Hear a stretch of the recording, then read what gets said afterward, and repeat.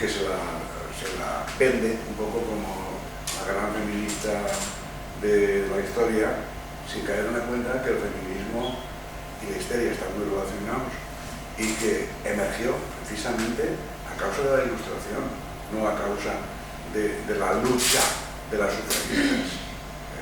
O sea, lo que propició el cambio social fue la Ilustración y el cambio de modelo hacia el naturalismo. Es decir, el cortar las alas a los curas y a los nobles y del poder a los plebeyos. El poder a los plebeyos. Un poco esa es la emergencia de la histeria y es la emergencia de la... Y luego el tema de la sexualidad, es decir, es que las mujeres no tenían sexualidad. Es que las mujeres en esa época no se suponía que no tenían sexualidad, por eso los hombres eran de putas.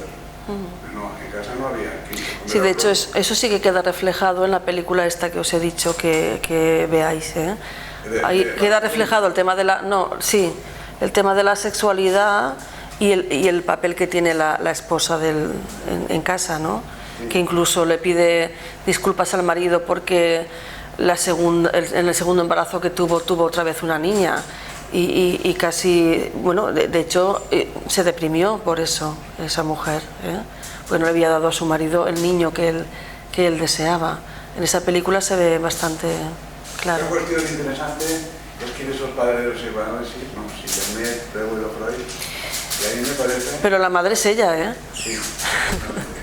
A mí me parece, es que era muy lista. Era muy lista y tenía un gran virtuosismo disociativo.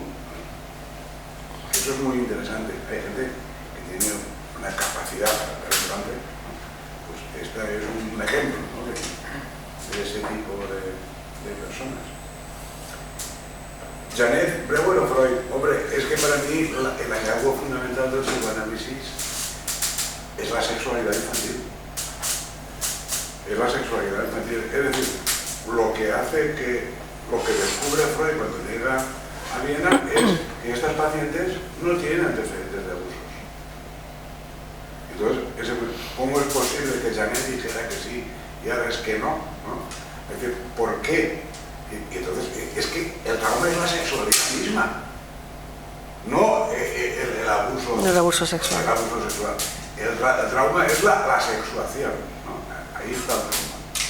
Un poco, en ese sentido, sí que sería el padre, el propio, que precisamente esta idea de Freud es la que no admite todo el mundo. Para la mayor parte de la gente, los niños no tienen sexualidad. Son inocentes.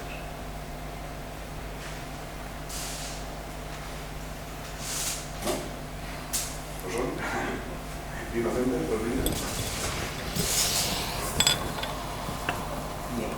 Otra cosa interesante que nos has mencionado es el origen, ¿no? Porque esto realmente nos estás hablando del principio, de los orígenes y los inicios de toda la teoría psicológica. Sí, del kilómetro cero. Del kilómetro cero.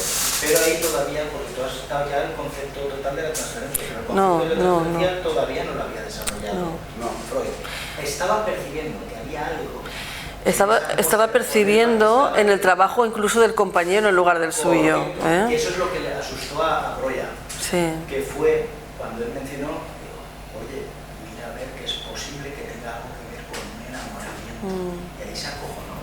Sí. Se asustó. Y la mujer de Breuer más. Fue la que sí, Matilde se asustó mucho y parece que le exigió allo, ¿eh? Que igual no eran tan dóciles ellas, ¿no? Como las pintaban. Entonces, él intuyó que había algo que influía, que influía además en la evolución, tanto hacia la curación o hacia el empeoramiento en los pacientes. Has mencionado otra mujer, casi que es Sabine Spielrein, que sale en la película que nos has recomendado, que precisamente es la que trabajamos en el seminario.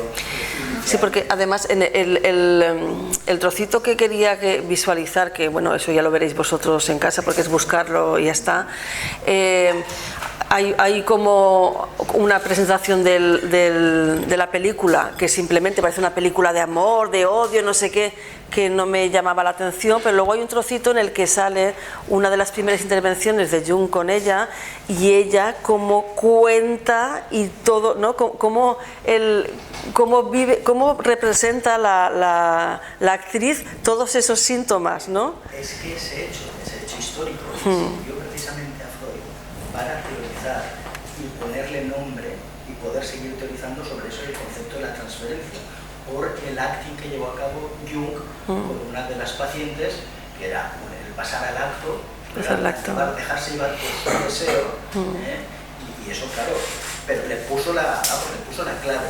Hay otra película muy bonita que narra también la vida de Sabine Spielrein sin la figura de Freud, pero sí que el romance y el idilio que tuvo con Jung, que se llama Prendimi el ánima, te doy mi alma, que ahí habla de hay algo que da, algo que transmite, además lo hace de una manera preciosa, es un símbolo, una piedra de cómo deposita Jung cosas en la paciente, que luego ella pues nos hace ver, luego ella se identifica y sigue una vida profesional de médico y de psiquiatra. Sí, yo quería ser psiquiatra. Una mente por cierto, que hay una sesión de metaformación colgada en YouTube que se llama así, Sabina, Jung y Sabina, lo hizo un psiquiatra que se llama Andrea Roch, y que la podéis ver porque está colgada. Sí, luego hay una peli española que también os la quería comentar, que se llama Inconscientes, que habla de Freud, y que un día casualmente, cambiando de canal, la encontré, y que no me he reído en mi vida tanto como en esa película. El protagonista es Juanjo Puigcorbé, y ese hombre es que ya, bueno, pues eso, es un gran actor, y el Juanjo Puigcorbé hacía de médico catalán que estaba, bueno, que había traído a Freud para dar unas conferencias allí en Barcelona, y que tenía él una hija o dos hijas que padecían histeria, y hay una escena que yo siempre recordaré, y hoy estaba comentando a los compañeros de allí de equipo antes de venirme, que está la hija del médico que va a presentar a Freud y está con el micrófono, ¿no? y se le disocia la pierna, se cae, se vuelve a levantar, vuelve a hablar, se le vuelve a caer. Es todo muy cómico, pero a pesar de ser cómico, salen todos los conceptos reflejados en tonos así, inconscientes, de Juanjo Puigcorbé y Luis Tosar, que son dos grandes. Sí, es muy divertida. Es lo que quiero agregar. A mí me da la sensación que cuando Freud trabaja todo el tema de la histeria, una de las cosas relevantes a tener en cuenta es cómo trabaja la etiología del síntoma. Es decir, porque uno podría confundir rápidamente si estamos hablando de una cuestión exclusivamente orgánica o se trata de otra cosa. Me parece que en el tratamiento con las histéricas él deja bien claro que la etiología del síntoma es más allá del síntoma. Es decir, no se trata de la parálisis, no se trata de más allá. Entonces en eso profundiza y empieza el debate con los médicos de la época. Por eso la fisiología versus la psicología, porque ahí es donde empieza a ver de que en realidad el síntoma se trata de otra cosa. Entonces puntualiza que tenemos que tener mucho cuidado con esto y no tapar, sino ir más allá, dar un paso más a esto. Y en el caso de la histeria se ve muy bien, especialmente, porque la conversión es conversión de otra cosa. Entonces ahí hay un caso muy interesante también, que es el caso Dora, que es una histeria, que fue la última hija de Broya. Claro, en donde también trabaja mucho el tema de los síntomas. ¿Qué sería más allá de la parálisis? Esto, él empieza a determinar si en realidad estamos hablando de la cuestión orgánica o no. Entonces en ese momento es cuando dice, porque rápidamente uno puede asociarlo a síntomas orgánicos. La paciente dice, tengo la pierna paralizada, pero cuando empiezan a hacer los estudios orgánicamente está perfecta, sí. Entonces no hay nada que... Entonces ahí empieza a decir, bueno, esto es más allá de la parálisis, y empieza todo este debate de qué creemos de una paciente histérica. con lo que implica esto en ese momento. Bueno, Sí, de hecho en la actualidad con los pacientes histéricos seguimos con el mismo dilema, sí, porque no es debate, es dilema. Y los pocos o muchos que he podido ver yo y que tengo en tratamiento, pues seguimos con el mismo dilema. Y vamos a seguir siempre con ese y con el si se lo están inventando y lo están... ¿Y cómo trabajarlo? O cuando ellos te dicen que lo están cuando ellos mismos te dicen no, si estoy perfectamente y lo estoy haciendo todo, es puro teatro, ¿no? Eso surge en Ana O, en todas las posteriores y todavía en la actualidad. Y de hecho el dilema de la parte de si orgánico o psicológico, todos los que tengo o he tenido allí con síntomas histéricos, todos primero habían tomado tratamiento del neurólogo, porque parecía que pero no había nada. Se tiene que pasar por ahí primero, y porque visto, tú lo ves, dices, si no sé que viene de descartarle causas físicas, me creería que es una crisis epiléptica, ¿no? Sí. Es que esa es una de las grandes revoluciones del psicoanálisis, que pasaba de una medicina que categorizaba, que veía un catálogo de síntomas y veía esto es tal, esto es esta enfermedad, se trata con eso, a ser un caso único y personal. Cada caso es individual y se cura desde eso, desde la narrativa, desde la palabra, y es eso, un caso único. Es eso, o sea, no es la histeria se cura, no, ¿Qué hacemos la aquí? persona, Sí. la persona única y distinta, diferente a los demás, caso único, frente a cualquier paciente. Eso es revolucionario, eso es lo que más revolucionó el psicoanálisis. A mí me parece que lo que más revolucionó el psicoanálisis, vuelvo a es la teoría psicosexual, en el sentido de decir, no, mire usted, que las mujeres tienen sexualidad. No, mire usted, que los niños tienen sexualidad, ¿no? Y que la sexualidad no es solamente eso que usted se imagina, sino que es una cosa que va más allá, que va más allá de eso, ¿no? Es decir, sí, y más allá de esto que estoy diciendo yo, si no se entiende que es el complejo de Edipo, no se sabe nada de la sexualidad, ¿no? Porque fijaros, en este caso, esta chica estaba enamorada de su padre, ¿no? Y sin embargo tenía una mala relación con su madre.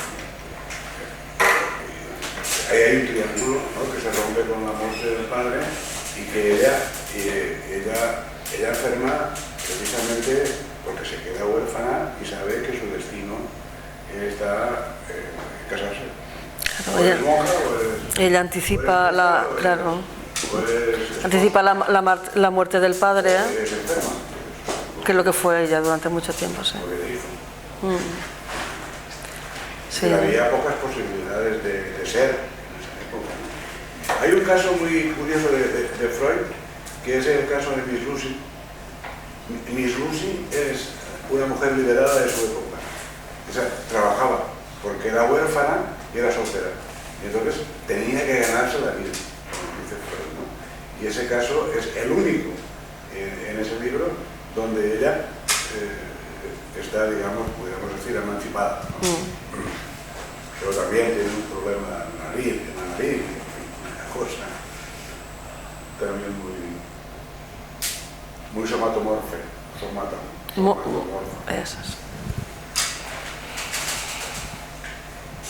Claro, esta chica, fijaros que ahí hay una retraumatización. Cuando ella se queda embarazada de Breuer, tiene una pseudociesis y se lo cuenta, él, en lugar de aguantar el tirón, se va corriendo. Sí. Es un mamón, ¿no? Sí. Es así. No me llamo Javier. La contratransferencia fue fatal. Se va corriendo y se va corriendo y además se va de segunda luna de miel con su querida esposa, dicen, ¿eh? Y de esa segunda luna de miel sale su hija Dora, que luego el nombre se utilizó para otro caso, ¿eh? Sí. Muy bien. Pues Pues a vosotros. Sesiones. Gracias. No tenemos que tener una sesión porque este lugar está tirado por unos que hacen un seminario de Igualdad. Ah, sí. igualdad. Y os recuerdo que es obligatorio para todos los trabajadores de este sitio. Es cierto, es obligatorio. Yo lo veo, pero por si alguien que cumplir con la autoridad competente. Y entonces no vamos a hacer sesión de transformación en noviembre, pero lo vamos a hacer el 2 de diciembre. El 2 de diciembre vamos a tratar un tema políticamente incorrecto. Y lo va a hacer Abel Vaquero, y nos va a hablar y va a tratar de contestar la pregunta siguiente. ¿Es la pederastia una orientación sexual? Ahí lo dejo. Ahí lo dejo.